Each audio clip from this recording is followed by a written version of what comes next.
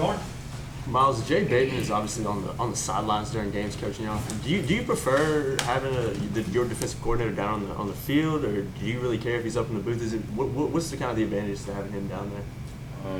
I think it's better having him on the field just because you can talk through things automatically. As soon as you step off, you have to go to the phone. You don't have to go through anybody else on the headset. So as soon as you walk off the field, you talk to him and you can make any adjustment you can make. Spent a lot of August talking about communication on defense. Is that one of the things that got better quickly during the game Saturday, and one of the reasons why you guys kind of shored things up? Definitely. I think communication was something that we kind of tightened up throughout the game, and you kind of saw that with the stat sheet. And throughout after the first 3 drives, we kind of tightened it up with the communication. It reflected on the stat sheet.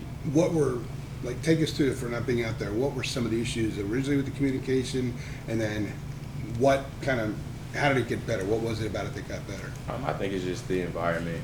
It's a little different in practice, having 70,000 people out there yelling and screaming. So just getting everybody to look at each other.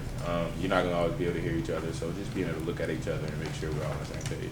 What do you think you could do better after looking at this 8 from the game? What do you improve on? Me personally, I missed quite a few tackles, so I got to sharpen up on that. And then I think just continue being a leader, making sure everybody knows what they're supposed to do, and making sure we're on cue from the jump.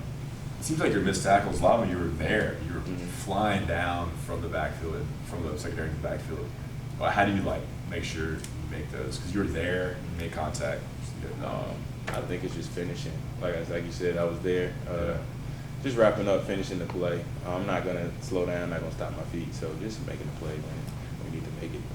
There's good misses and bad misses. So I think I had a few good misses. They weren't really bad. No leaky yardage too much yardage was gained after the tackle, just because if you come down fast and you don't hesitate, you kind of cost some steps and everybody's rallying to the ball. So I think that's kind of where our defense is at. We take our shot and know somebody's going to be behind us. Aaron touched on it earlier, but after everything you guys have been through the last couple of years, to have the defense be the one who kind of put the closing, touch on this, especially DBs making plays, how gratifying was that? It almost brought me to tears. But it was great. Just to see the work that we put in, paying off in the game. You really didn't see that in the past few years, and just to see it all just come true, and it being on the back end is really it makes me happy, just because that I see the guys at work, and I see that we put in so much extra hours outside of practice and outside of workouts, and just to see it come to the back end and see us make that play at the end of the game, it really makes me happy. What are some things guys in the back are focusing in on for this game up against Miami? Just staying sound and all being on the same page. Secondary is all about being on the same page. So as long as we're on the same page, we'll be all right. Any receivers you're particularly worried about? Not really worried about. They have some good players. They have good athletes. They always do. So we'll be keyed in. I know you guys had a lot of confidence in Chaz, but did he surprise you at all? I wouldn't say he surprised me, because I kind of saw it coming. He's fast. He can hit. He can run. So if he know what gap to hit, he's gonna make a play. Mac was talking a lot about the origins of the dance contest and all that stuff, but he also said that everyone kind of told their life story at some point during the preseason. What were those kind of stories like? What were those meetings like for you guys? I think those meetings brought us closer together as a team. Not only just players, because some players knew about some players, but just standing in front of the whole team and giving your hardships and just being vulnerable in front of the whole team is something you don't see with men. They're not, I wouldn't say we're not allowed to be soft and put yourself out there, but when you do that in front of a team and you're not being judged and everybody's doing it, it kind of brings you closer together. And the coaches did it too. Tears were shed, and we were all just together as one unit. That's when we kind of knew that the love for each other on the team is different. Is that slightly different from before? I mean, do you know some guys that you've been around a little better than you have in the past? Definitely. Just ever since Matt got here, I mean, being around the building has been fun.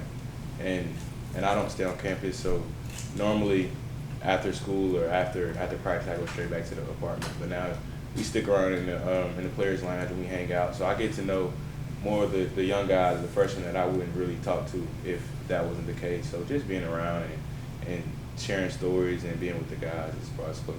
And how does stuff like that pay off on the field? You're willing to do more for that person when you know them to the fullest. So, just like family, the only reason you're willing to do that much for family is because you know them and you know what they've been through and you know what they stand for. So, when you know what the guy beside you standing for and you know he's going to be there, and you have no question when it's time for you to box a pull or when it's time for you to hit your gap. You're not going to try to do no extra, no more, because you know the guy beside you will be there. What did you think when Trey Morrison obviously went out, he stormed out, true freshman was kind of thrown in? What did you think initially there, and how do you kind of help him along, and what did you kind of do to I was just excited for him at the beginning. I knew he was going to be a little nervous. It's kind of how he is. He doesn't really talk much, but I kind of just try to make him feel comfortable, smiled a little bit before he got in the field, made him smile, let him know that it's still a game. We're going to be here for him. We're going to communicate with him. He's ready. Just let him know that he's ready for the moment and enjoying it. So that's probably the biggest thing. And what did you see on the play of him and Gregory Ross? Bateman was kind of impressed with Ross especially. Yeah, definitely. Greg, I mean, I kind of knew he was talented, and we knew he had a tough year last year. So just seeing how he bounced back this year, it's a testament to his work. He came in every day in camp and he worked hard and he grinded and we saw it, and just to sort of put it on tape and to build that confidence is big. Thanks, Myles. Thanks, Miles. If you need Myles any further